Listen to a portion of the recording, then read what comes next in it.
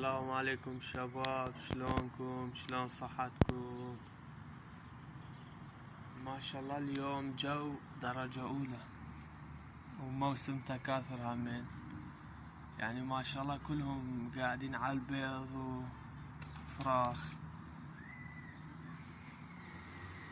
ما شاء الله،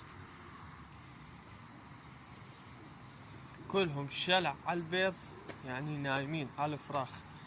سراويكم يا اللهم صل على محمد وآل محمد. ما شاء الله يعني شباب كلهم قاعدين على البيض.